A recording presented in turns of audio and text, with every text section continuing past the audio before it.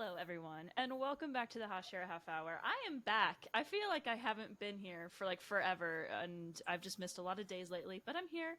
And I'm actually going to start today with a PSA. Please stop posting manga spoilers. This includes manga panels, manga cosplays, etc., without a spoiler tag. Come on, y'all. Come on. We've been doing this for a long time. You should know to not post a spoiler without a spoiler tag, especially for a manga that just came out. I unfortunately got spoiled on the big ghetto reveal of today's episode literally 4 days ago, so I'm a little bit bitter. But it is what it is. I'm Hannah, and I'm happy to be back, and I'm joined by my two friends as always. This episode did things to me. And to be honest, I wasn't ready for it. Like, I knew I liked Gojo. But this cemented a lot of things for me. So I'll let Emily have the limelight here. So how to keep this intro PG-13 and under. All right. That's probably all I should say and just call it there. This episode cemented some things, as Bryan said, melted some others. And also agreed with Hannah. Like, Hannah is so sweet and is probably more hopeful than me. I have no faith in you people to not put spoilers on this. So maybe prove me wrong. Prove me wrong. You people love to prove people wrong. I'm just kidding. Our listeners are the best. I know that you all are good people. So please don't post spoilers. Yes. Our listeners are the best people. They're into the cool stuff, and they don't post spoilers on social media without spoiler tags. You can post spoilers, just put like a little thing. It's like, hey, manga spoilers ahead, please. Then those of us can know to just scroll. Anyway, all right, back into the episode because what an episode! My goodness gracious. We started out with like an interview segment, which honestly had me feeling a little emotional. I don't know if it's just like, you know, that time of month for me or whatnot, but I was like sitting there and I was like, oh, this is kind of like sad and cute and like, aw. But our wonderful Jujutsu High students are asked, what do you think of Gojo Satoru? Each one of them had their own unique answers, and of course it all led to Yuji saying he's the strongest. We keep hearing that over and over again. So which one stood out to you most, and what do you think of the episode opening this way, especially with, you know, how the events unfolded in this episode? Who did I like? I love hearing from Yuji. He's a sweet boy. Megumi's response was pretty funny here too, where he's like, he's my benefactor. What else do you want? I don't want get this camera out of my face. Those are the vibes. But this was definitely a choice to begin this episode this way. The other thing that I have to say about that is gay, count your days. Because there's a lot going on the internet. Again, do not post spoilers. Do not post spoilers. But there was some very opportune timing this week. And this just like really, really felt like really heart-shattering to see, knowing what is happening simultaneously in some of the newest chapters of the manga, but then also like for people who have read the manga before and knew what was coming in this episode, as little as we wanted to see it, like we knew that it was coming, or for the anime onlys, like you've seen it now. So this is like a really dark way to foreshadow what's coming next using content that's actually very light and very sweet. So JJK is really good at that. It was a good opening, but it is really sad. yeah, this reminded me almost of the season 1 closing theme a little bit. And I would like to kind of call back to something that Emily said in like the hidden inventory arc when she was talking about how like people are ragging on the animation and they're like, it's a flashback. And yeah, I would like to think that this is something similar where they're using this very lighthearted thing kind of with like some of the tones of the screen and the haze of it. It's like a nice little piece there. The person that spoke to me most was Inumaki. When he said salmon, I felt that personally. I took that personally. That hit me in my soul. No, but I think kind of the reason why is because Maki was being like, that man's literally a cocky ass. And he was like, salmon. If you didn't know, salmon is his word for agreement. And sometimes one word is all you need to say literally parallels and mountains. So honestly, I do agree with Maki though. Like, I love my cocky man, but also at the same time, Kendrick Lamar said it. Sit down, be humble. He did say that. I heard it. I heard it. Wait, Hannah, which one was your favorite?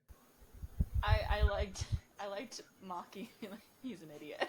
Baka this. I also loved Megumi being like, he's my benefactor, because everyone's like, even I'm like, that's your dad, like he is your father, you know, especially after we saw the hidden inventory arc. I was like, and he says benefactor. What a choice of words. I realize now after you both just said that I left off Hanami, who I love, and his reaction to Gojo is just always funny, because they're like, well, now we know they've known each other for a really, really long time and are also classmates and probably have kind of a similar dynamic to like our main little trio, but yeah, his was funny too. But he's always going to be like, huh? What did he say? He said like that man doesn't take anything seriously, something like that. But when it comes down to it, and then like it cut to like Yuji, I think, something like that. I have to watch it again, but we've seen their interactions. We know that Gojo's a goofball and Nanami's not. So they're the golden retriever and the black cat. Yep. Oh man, yeah, I thought it was really well done, that whole little montage at the beginning, setting us up for quite the Gojo centric episode. I mean, we really don't leave him for the entire duration. So, side note, heavy breathing Gojo.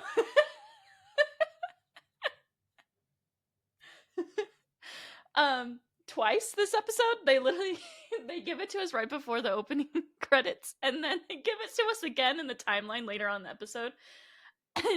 Mappa knows what they're doing, am I right? Listen, when I say I'd like to be breathing heavy with Gojo, I am not lying. Listen, okay? The other time they did it, when they were panning out and he had no eyes, but it was just like, and they were zooming out, I was like, fucking I was like, damn. I'm gonna stop talking. You are so real for that one, Bryan. I think that like collectively all of us are like, oh my god, and somebody in our lives needs to be like, it's just a bunch of lines, like you need to calm down, but then they see the screen and they're like, oh, and then they need somebody to tell them it's a bunch of lines. They saved all of their budget for, like, mark my words, no one else is gonna look so pretty for maybe ever in the rest of the show. I think all of the budget was for this, for good reason, because the episode doesn't end super well. We'll get there later, but like we need to get as much and as high quality HD, not 1080, whatever's higher than that. We need all of that good Gojo juice before the rest of the season. Sorry. How did you get Gojo juice? I'd like some. Me too. That was like when Noah said Red Goku's inside me. I wanted to say jealous. Y'all need to stop. I will not. Hannah, I will not calm down. Yeah, I'm contributing to this, but TikTok and Instagram is blowing up with the simping for Gojo memes, and some of them are getting a little out of hand. I'll be real. But you know what? I feel like this could be our last episode with him for a while, so we gotta savor every second of it. But all right, let's get through the episode, shall we? So, super heavy episode, lots of fighting. You know, it is JJK. We got some good fight scenes going on. So, while Gojo is fighting Jogo, this is gonna be hard for me to say. Gojo versus Jogo. Like, can we make it a little bit less confusing, please? Hanami did. Let me just start that over. Yeah. Hanami does it. I'm struggling, okay? You're thinking about Gojo too much.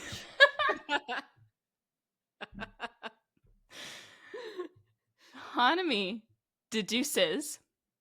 We're gonna just leave that in. That was candid.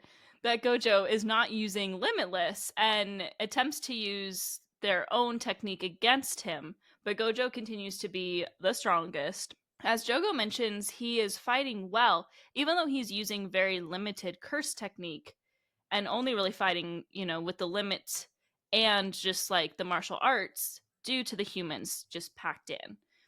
I thought this was interesting because I've always felt that Gojo is the strongest because of, his limitless technique, his six eyes, whatever's going on with that. But he continues to dominate the fight with extremely limited techniques. He then goes on to destroy Hanami and looks absolutely crazy while doing it. Jogo even attempts to get his attention by threatening to kill all the humans around them, but Gojo doesn't even give him the time of day. So how do you think this develops Gojo further? He's a crazy bitch. Oh my god. He is.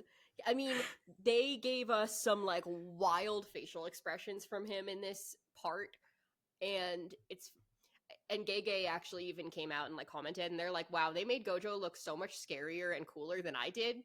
Very nice. Yeah, I also thought in some sick way this scene was kind of funny also because of Jogo, because Jogo is like, look, I'm gonna take these guys out with my fire over here, and not only does Gojo not respond at all, but as you see, and he's not even doing anything really, by the way, he's literally just taking steps with this presence, and that ends up completely obliterating Hanami without him ever, he literally doesn't lift a finger. He just takes a couple of his crazy boy steps over, and Hanami explodes on the spot. And while this is going on, Jogo is just slowly lowering his hand and is like, oh my god.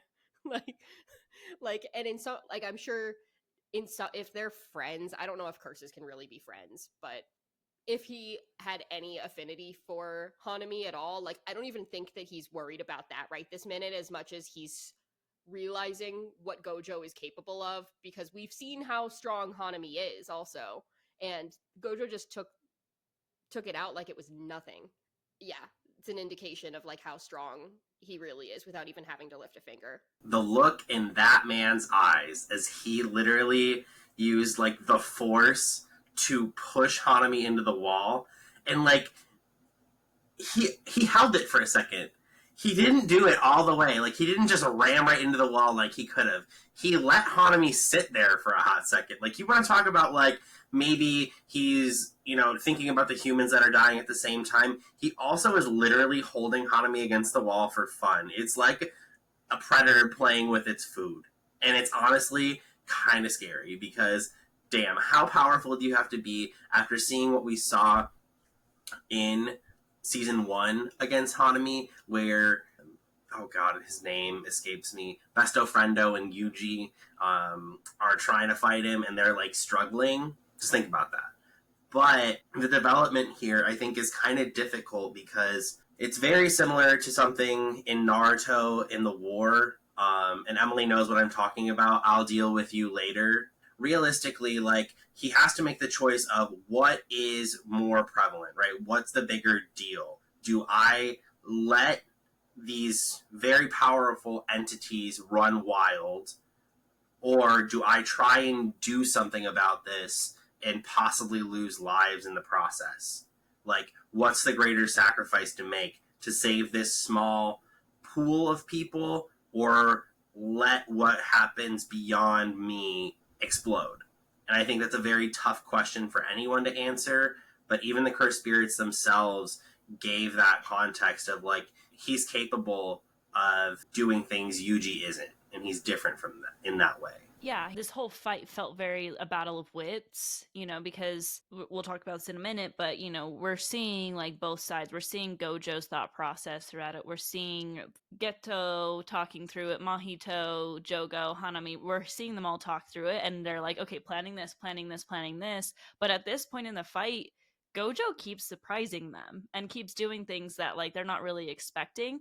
And when he pulls Hanami's horns out of his head or whatever, and he was all like, yo, why? I was like, okay. He said this is your weak point or something, and everyone was just like, Gojo, I need you to chill, but I also don't need you to chill because I like this. we're all like, for what it's worth, all of me is my weak point.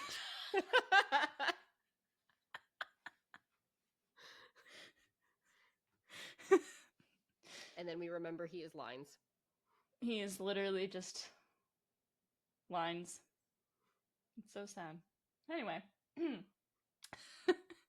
So we kind of like cutscene into this game that Geto, Mahito, Jogo, and Hanami are playing a little bit previous to this fight.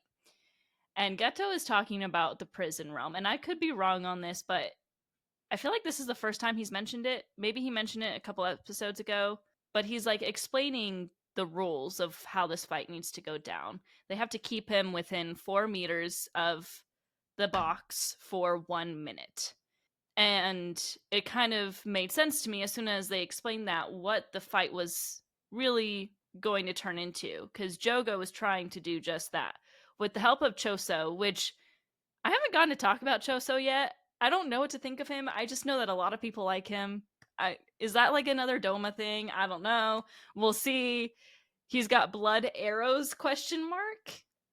They continue to attempt to survive against Gojo long enough to just keep him in this area, I believe. So what do you think of this plan?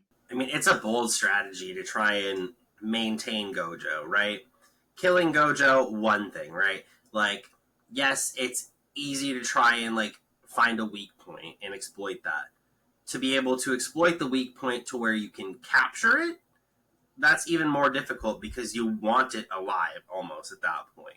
To try and think of a way to do that without losing many of, I guess, what we would call Geto's pawns at this point is extremely difficult because within the first few minutes, we already see, Hanami get taken out very easily. So Choso and Jogo are kind of screwed at that point. It's really up to them to put something together. And Jogo even made the remark, if you're not going to help Choso, I'm going to kill you myself. And he had to try and clap some blood arrows out, which didn't even do anything. So realistically, it is a very tough plan. Yeah, I agree. It's like, it's very risky because I do think that there is a very real possibility that their plan might not work, knowing that Gojo is the opponent that they have.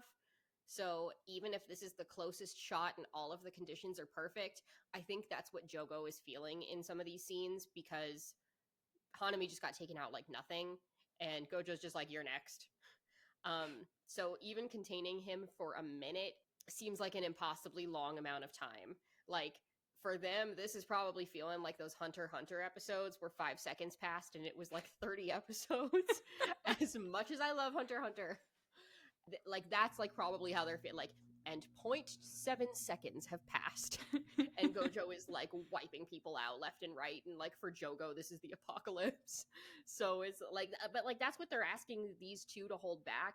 And even though we've seen that they're strong, they're probably not the strongest. So it's risky. Well, we know who the strongest is, and they're fighting against him. That's true.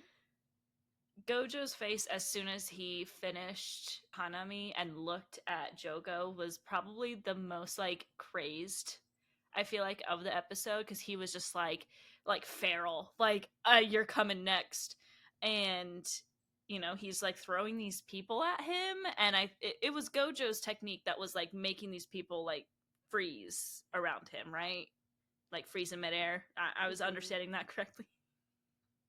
Every time I host when we talk about JJK, I'm exposing myself and my lack of understanding of the power structure. It seems like an impossible task for them. And I feel like Jogo is pretty much saying that after like Hanami gets destroyed, he's like kind of getting desperate. But Mahito does join, and Geto is somewhere looking very calm and smiling and evil. But we also cut to Yuji finding a person all alone.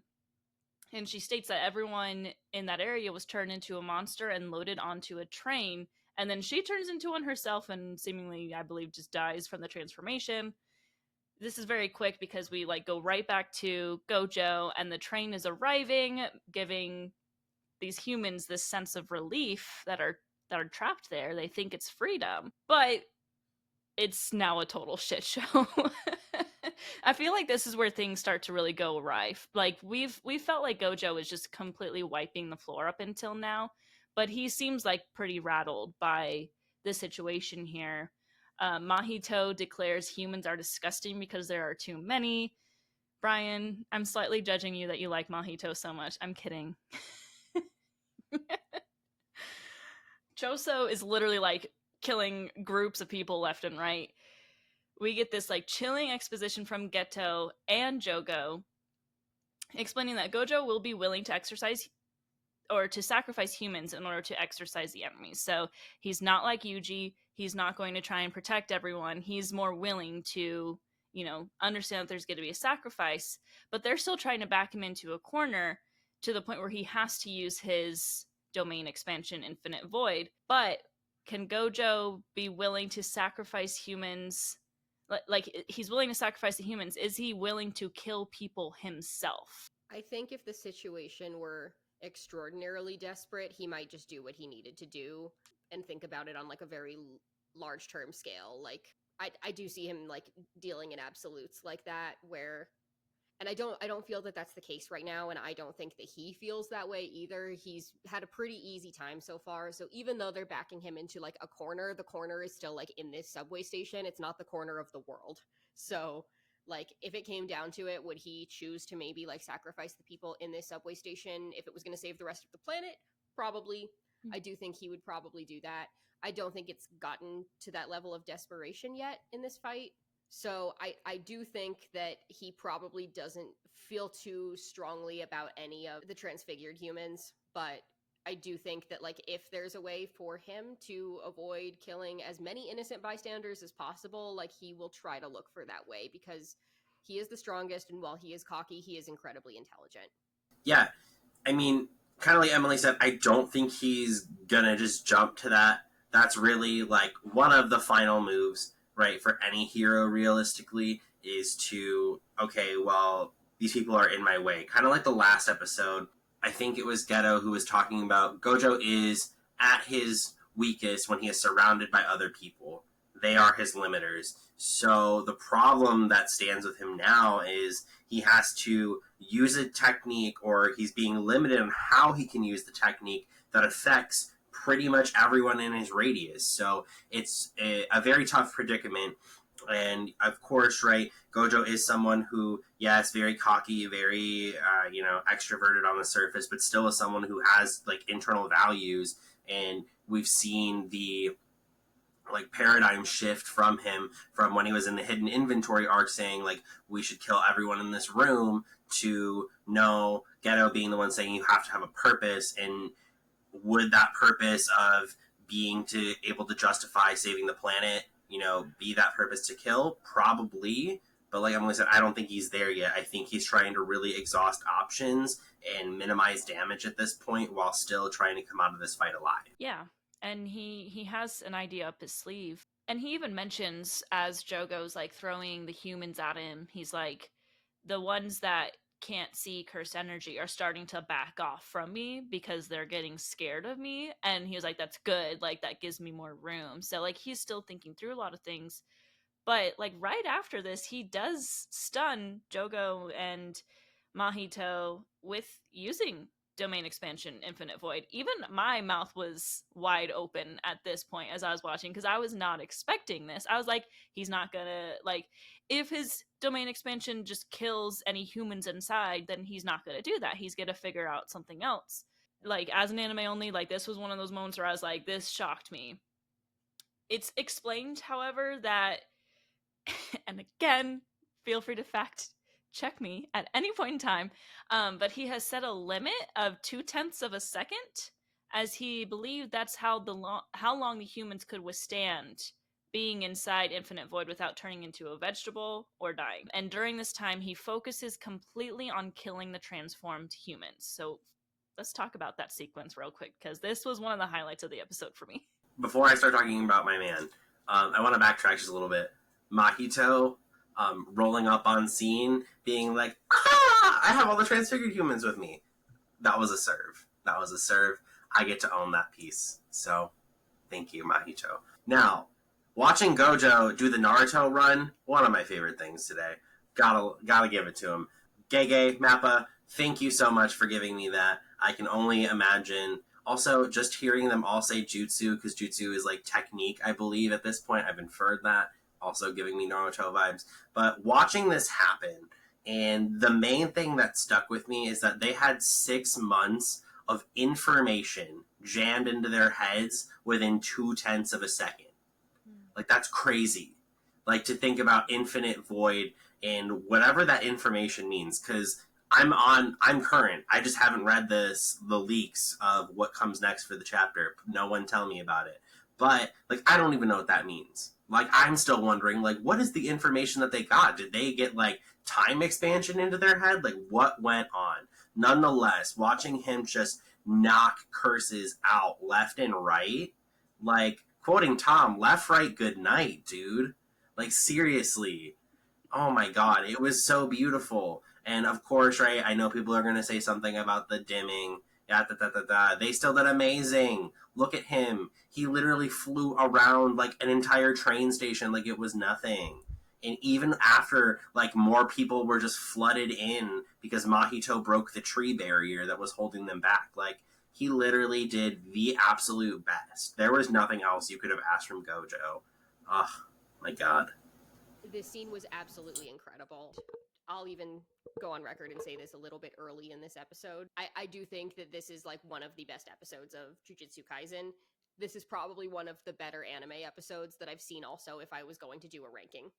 And a lot of it is because of like how crazy this scene is. Like just yeah, even like you can't even wrap your brain around that because it's not really like a statistic that's fathomable. So seeing Gojo like move so swiftly and again, like, to agree and echo Bryan here, just your daily reminder that the dimming and the blurring and all that stuff that's going on with these episodes is not because of Mappa. I don't know why that's the version that's like getting sent to Crunchyroll, but it's the broadcast version. They have to do that like by law. So you will catch me buying the Blu-ray for this season because I want to see it. But somebody on Twitter, I think, took a stab at like undimming this, and I thought it looked insane anyway. Even, you know, with those like slight handicaps to the animation, seeing the version that they took a stab at and what we might get to see when the Blu-ray comes out is like even more mind-boggling in both like the concept of it and again like trying to wrap your brain around what this could even possibly mean and how quickly he is moving to make this happen. And then like just the feat of the animation as well, like by this studio, and seeing like what we are capable of getting now on TV is just so cool. What a great scene. And of course, I'm not surprised that he was able to do it. Yeah, I mean, this was quite the sequence and how fast he was moving as it's explaining the limits and everything. I was definitely on the edge of my seat and very interested in what was going to happen. And I didn't notice the dimming the first time I watched it. Like, honestly, I don't really notice it. I did notice it a little bit. I didn't get to talk about the previous episode because I wasn't here. I did notice it a little bit more with Yuji versus that, like, bug-like thing. But that was the only time I could, like, pinpoint it right off the bat. We've already talked about this, and something that we try not to do ever on this show is ever put down any animation or anything like that, because this is people's hard work, and this isn't even the animation. This is just something that, like, I think the Japanese laws are requiring them to do when they broadcast it for some reason. So, you know, every time I see discourse about it, I'm like, this is like a really silly thing that people are talking about on Twitter, because it's like there's nothing we can do about it. This is not like anyone's fault, but like whatever, you know, whoever is in charge of laws of broadcast in Japan, I guess that's who we need to go after. You know. Fun fact. I mean, we want it to be accessible though. Like when it comes down to it, like if you're really getting mad, then it means there would be a whole subset of the population that can't watch it. Exactly. And personally, I'm like, I'm okay to wait for the Blu-ray or for a different version to be uploaded so that everyone can watch it that wants to. Yeah. That's my hot take. I don't know. It's not a hot take because this actually all started back when Pokemon was released. This actually happened in the Porygon episode. If you didn't know, Porygon is a Pokemon that is blue and red. Blue and red being some of the main colors, also inducing seizures. So, and during that episode, Porygon was, I think, either going through an evolution or was just using a move that continually flashed the screen with blue and red at the same times, and people were having seizures. The episode is actually now banned and very difficult to find on the internet. Interesting. Well, there you go. I think History. I feel like that needs to. I think the discourse about it needs to end on social media, and I know it's not going to, because people like go on social media to argue for some reason. I really don't know why, but because it's not fun. It's not like, I go on social media to like enjoy myself, not get into arguments with people, but I guess other people want to do other things. So overall, this was like a really amazing sequence. And one thing that I noticed, I don't know if I just didn't understand what was happening or if it was a weird translation, but when it finished, it said he did it all in 299 seconds. I don't know if you caught that. I was confused by that. Do you know, did it actually take him 299 seconds to do that, or was it supposed to be like 0.299 seconds? So, Emily, chime in on this if I'm wrong, but I think what it is that time in a domain expansion passes differently from what it is in the real world. So, opening for 0.2 seconds of time in a domain is different. I could honestly be very wrong about that. We would probably need another, like, if you know anything about why it was 299, please let us know. But that's my best guess. That was what I understood it to be too. So Okay. if we're wrong, then we're wrong together. Yeah, I was just a little bit confused by that. I was like, wait, we were just talking about 0.2 seconds. Like, it made me go back and be like, wait, they said 0.2 seconds, right? But 299. Okay, whatever. You know what? I'm still learning how things work, so that's what I figured. It's just like, I don't know how it works. Well, we get our second close up. Arigato, mappa, arigato. Of Gojo breathing. It, just another little, here you go, here's your little simp card. And then after that, honestly, this had me tearing up. One of the most emotional moments in the entire show for me so far, because someone who seems like Geto shows up and opens the prison realm, and Gojo like kind of freezes. There are a few big story points right here in this next like 5 minutes of the episode that I want to talk about, but let's first talk about the tugging of our heartstrings. Right after we get through, the hidden inventory arc, we learn about their background, and the heartstrings are getting tugged on what seems to be a very fated reunion between Geto and Gojo. I have already said in this episode to Gege, count your days. I raise another threat to this time to Mappa. As much as I love everybody that works there and I appreciate their hard work, count your days. Because did anybody else catch the song, the piano song that was playing in this moment as Gojo stands in disbelief, trying to make sense of what he's seeing and what he knows to be fact?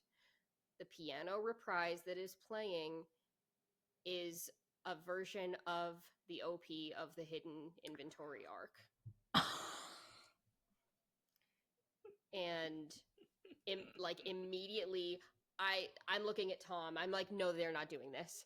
They're not doing this to us right now, because that was such a short arc, like if you think about it, and yet it feels like there's so much packed into there. And it was, I think they even like alluded to this very directly. It's the last time he was happier that he felt like a normal person. They have so much love for each other, regardless of what kind of love you want to infer happened between those two, like over the course of that blue period in Gojo's life. And like, so to bring that song back at this moment and have him, people pointed out like there was the beginning of a tiny little smile, even though he knows that Geto is dead. He saw that. He caused that was wrong. That was wrong of y'all. But it was so good. That immediately just like had me very deep in my feels. Count your days. So, man, I don't know how else I can add to that, but realistically, I mean, knowing that this was going to happen, I think they enacted this perfectly from the manga, because I remember seeing the look on Gojo's face in the manga and being like, oh shit, he is bewildered at this point. And knowing that Gojo did what he did because he knew what he needed to do at that time, and now this is where he stands in front of something that he thought was done for is, I mean, shocking, of course. There's no way that you could go through everything that you went through from being we are the strongest, killing that person after breaking up outside the KFC, and then all of a sudden they appear in front of you with this extremely rare cursed item is like, hey, let me put you in this box real quick. Like, are you kidding me? What the? And he even says it, my eyes tell me you're Gojo. My body tells me you're Gojo. I think he said even the cursed energy, correct me if I'm wrong in the comments, but I think he said even my cursed energy tells me that you're Geto, but I know you're not. And he just stands there in disbelief. I mean, I would too. And then that allows him to really get stuck in the, he is now like imprisoned in these like things that are like surrounding him. But the other big twist, so we have this moment that's very like heartbreaking, and you can tell like this is really just such an important thing to Gojo and has been for so long. The other big twist, as Bryan just said, like he can tell it's not him, but we're like everything's telling him it is him, but he's like it's not him. This is what I got spoiled on days before it was revealed in the anime, and if you guys have been listening in, you know I've been wondering this for a hot minute. It's okay. I'm not bitter at all.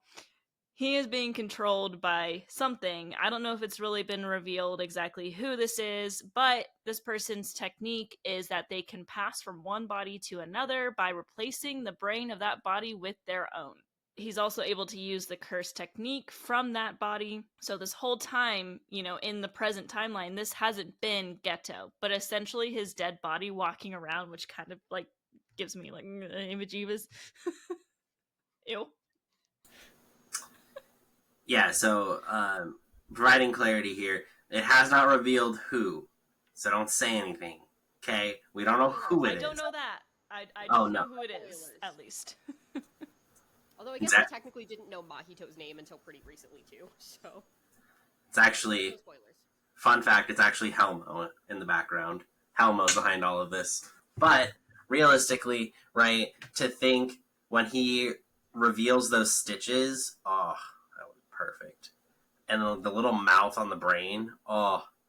Like, this was giving my horror heart everything I need. It's almost October, folks, and they're doing this for a reason. Like, I am loving the fact that I'm getting all of, like, the dark and spooky stuff out of JJK as we move in to what is going to be the darker part of the episode, because this is only the first part of Shibuya. We are only 4 episodes in, mind you, and yet we have already had some pretty wild stuff happen. So, with that in mind, I'd like to remind you that this piece of seeing this is just step 1 of the plan. This was a huge reveal when this happened in the manga, and now for anime only watchers as well. This is like, because I think that as much hope as Gojo clearly had in this moment, like maybe we had a little bit too, that like that he could be alive, and like if possible, then maybe Gojo could get through to him, if anybody could. And all of that hope was just like dashed in this moment as he literally like opens up his scalp to show us the brain that's inside. And this is like the first curse that we've seen operate in this way. The most similar thing we've seen so far is Yuji, who is not really the same, even though like Sukuna is like housed in his body. It's different because Yuji has agency still over himself and Geto does not. Geto is dead.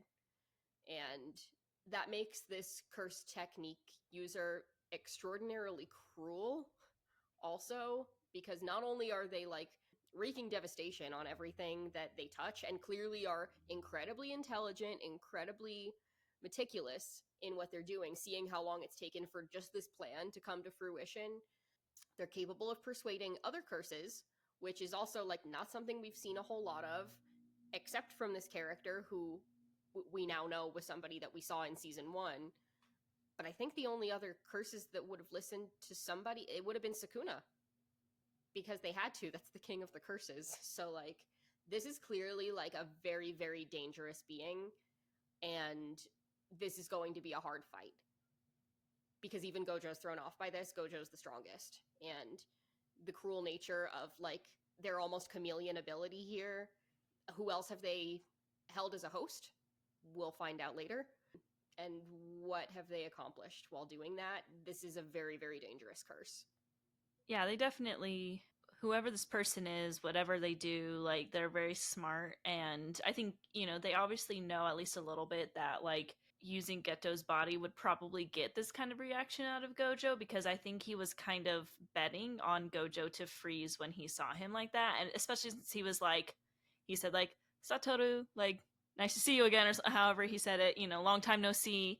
Just that whole sequence was very eerie and creepy, and also really sad, because like we finally have the confirmation that Geto is actually dead, which is like, it's sad because we just spent so much time like seeing their past, and like obviously he went on that spiral and he like became evil at the end. Essentially, it still is like, how evil was he? Like, obviously we know that he died fighting Gojo and Yuta in JJK0, but like, I feel like almost he could have been changed, because the real evil Geto that we know is from season 1 and from present time, where it's not even him. So like, my brain is just like, oh my gosh, like, what could have been between the two of them?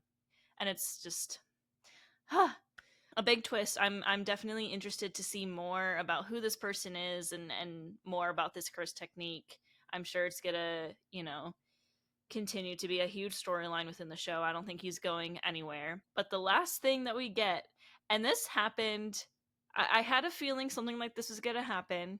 I was somewhat spoiled on this, but it was more of like I had out of context spoilers, and then everything went together. But we end the episode with Gojo Satoru has been sealed. I don't really know what to say. Nobody does. It's been 84 years since the manga chapter. Like, still nobody knows what to say to this, because it's like, how is that possible? And him getting thrown off for that tiny moment of time was enough. Again, re-cementing that this curse technique user that is in Geto's body is incredibly dangerous. But there's another line that I think we've seen in the anime, but is definitely in the manga, that, like, so when Gojo was born, they say that the balance was thrown. Because Gojo is so OP. He's the strongest, and he's, like, shifted the balance of the Jujutsu world and of all the powers because of how strong he is. That being said, if he's sealed, the balance is restored. But there's nobody that can fight like him. So at this point in the anime, we do not know how long he's going to be sealed, but if 1 minute was all it took for that fight and, like, to get him sealed, imagine 1 minute without him. You know what I mean?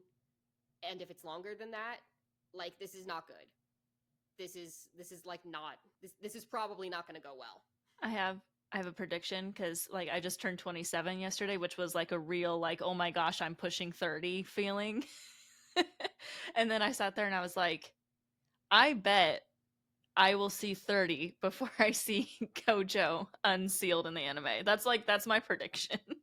No comment. I don't know nothing. Yeah. You don't have to lie to me. You can just say no comment. I know you know. I only have like 3 brain cells left because I'm 28. So that's what you have to look forward to. I'm 28 on Tuesday. We're getting older. Oh no.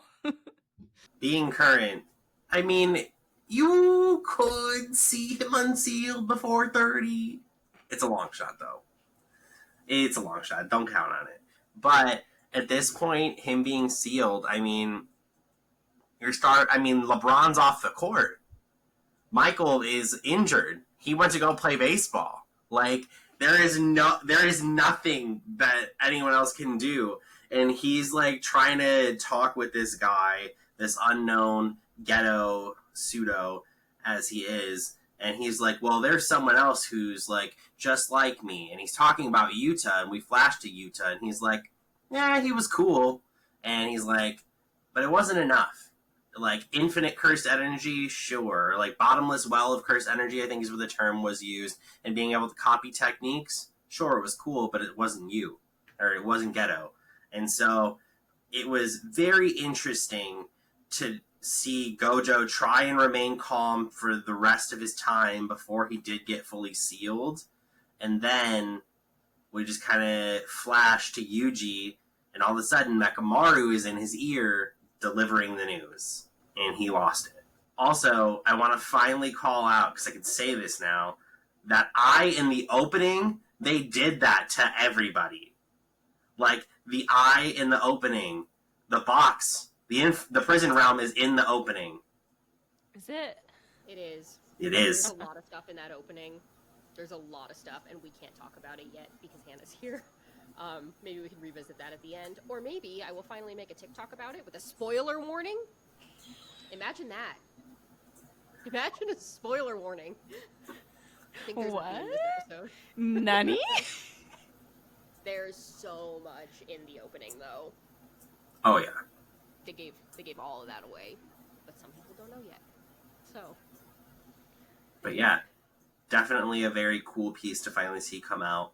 Also, I was hella excited to see the prison realm open up like that. Again, spooky horror heart of like 8 different eyes, like all staring at Gojo. Just kiss. Yeah, it's definitely looking a little bleak, and we're on episode 4 of this arc. And, like, I know very little about this arc, but I know enough to know that it's really sad, because everyone says that, and that, like, it's gonna be emotional damage. But I'm, like, now I'm, like, genuinely really nervous, because this happened so early on. Without Gojo, what is going to happen? Anyway. Everyone's gonna die. That's my prediction. Every single character. Bye-bye. It's actually the end of the show. Everyone's just pretending that there's more. Oh, no. Hold on. Gege said, you think you're going to be fine. I'll write more of this show, and then we'll make it worse. Literally. Count your days. We're running pretty low on time, so let's go ahead and let's move into our favorite moments. But before we do you have any final thoughts about the episode?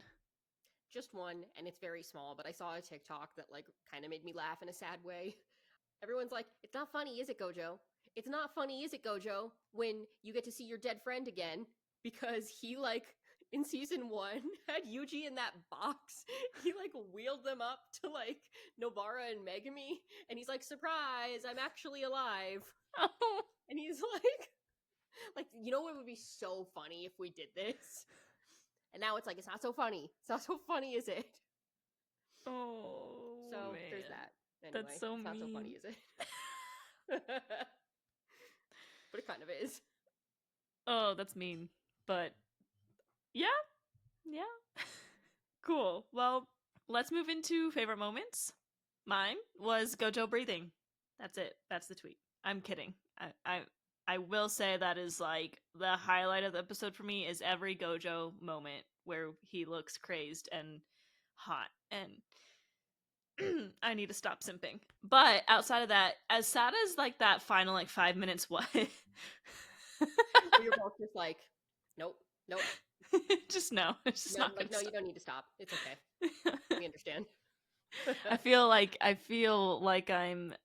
can't forget about Gyu or Yorichi or Vanitas. Like those are my top 3.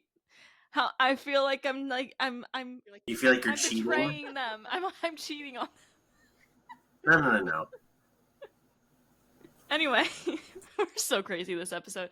As sad as like those last 5 minutes was, it revealed so much, and it definitely made me feel like the most wide range of emotions that I think I've felt this show so far. So just like going from the surprise of like as early as Gojo's doing his domain expansion all the way to the end where that final line is Gojo Satoru has been sealed. Just like that whole part was like, that was like 10 out of 10 anime right there. I was like, I'm so glad I watch anime. Let's go! Oh my god. Literally, let's go. Oh my god. This show is so good, and this episode gives so many reasons to why anime is an amazing genre, filled with, as Hannah said, a wide range of emotions. my favorite moment from this episode was Gojo walking Hanami into the wall. Like, it was just such a clear demonstration of power difference. I think it kind of goes back to the previous episode where there was no trick that could fix this skill gap or this gap in power, and it became even larger this time. Like, he literally, all he needed to do was just walk. And again, like I referenced earlier, I'm going to just essentially say what I said earlier. He literally was playing with his food. Like, he literally did not care about anyone else around him. Jogo was trying to make some sort of distraction, and literally Gojo was, like, snoozing the alarm on him. It was just too funny. That's a good moment. I think, as much as I said count your days, I think I'm going to have to throw it back to the moment where Gojo sees Geto's body for the first time and we hear the song play, because that's just devastating. And, like, our senses are so powerful. I'm sure that's amplified even more, like, for people who practice the sorcery in the show, but, like, you know, like, scent can take you back to a memory, sights can take you back, but, like, certainly sounds can as well, and, like, definitely music. I think, like, music is so powerful, and I also just loved that song as well. To hear it reprised this way was really devastating, and I think, like, very, like, hauntingly beautiful. So that's my serious answer. My less serious answer, real quick, is right before Bryan's favorite moment. As Gojo's walking over, he does this tiny little laugh. He goes, it's so fast, but it's like, oh, he's crazy. Like, Yeah. he's crazy, crazy. Those are mine. We love Crazy Gojo. Need more of it. Random fun fact, and this is not our Taisho secret, but did you know when Jogo was talking, I was like, I have heard this voice before, and whenever I do that, I have to look it up because I'm that person, right? It is the voice of Jigoro in Demon Slayer. Oh, man. Yeah, so when he was, like, going through, like, is Gojo gonna do this or that? I was like, this feels like when Jigoro is, like, talking over Zenitsu, like, trying to kill the Bonk spirit. him on the head. Yeah. It was, like, giving those feelings. Anyway, that was our first Demon Slayer reference this entire episode. And it was, of course, out of my mouth. No, it wasn't. You just talked about Yoriichi and Giyu. Oh, yeah. It's still out of my mouth. Speaking of Demon Slayer, now it's time for Taisho Kosokoso Wasabanashi. Did you know that... Now that I know how to say it in Japanese, I'm not going to not say it in Japanese. Did you know that this year in Japan, for the first time, they've never done this before, they have banned people. They said, no, this is not happening. You are not celebrating Halloween in Shibuya. They said, hard stop.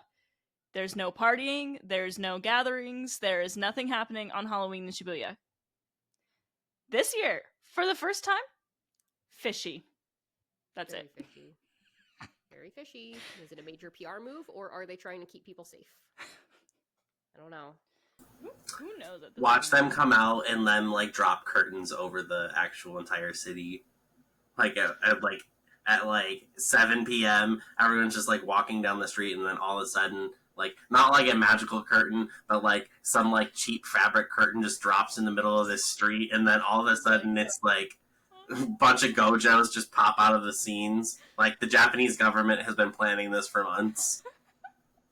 They were all in on it with Mappa. So cosplayers in Japan are like the ones that I follow on Instagram and Twitter are like super talented, and if some of them like go to Shibuya on Halloween and like cosplay and take pictures, I will I will bow down to them. Anyway, that's all the time we have for today. Today was a pretty crazy episode, but as things heat up, I'm sure our podcast will heat up. If you liked what you heard today, don't forget to subscribe to our YouTube channel, drop a like, and leave a comment. As always, if you leave any comments on YouTube or using the Q&A feature on Spotify, you probably will see that question answered in a future episode, so make sure you're utilizing that. We're also on Instagram and TikTok as Hashira Half Hour, and on Twitter as Hashira X. Gotta get that right. And as always, thank you so much for listening in. I have to say umai because I cannot not say umai, and honestly, the fact that you changed that while I wasn't here was a little bit offending. Again, that's a joke. I'm just sassy, okay? So, umai, but also 大丈夫だ。だって君、弱いもん。 Yo, Wimo. Yeah, you know. What Was it good or was it creepy? No, it was awesome. No notes.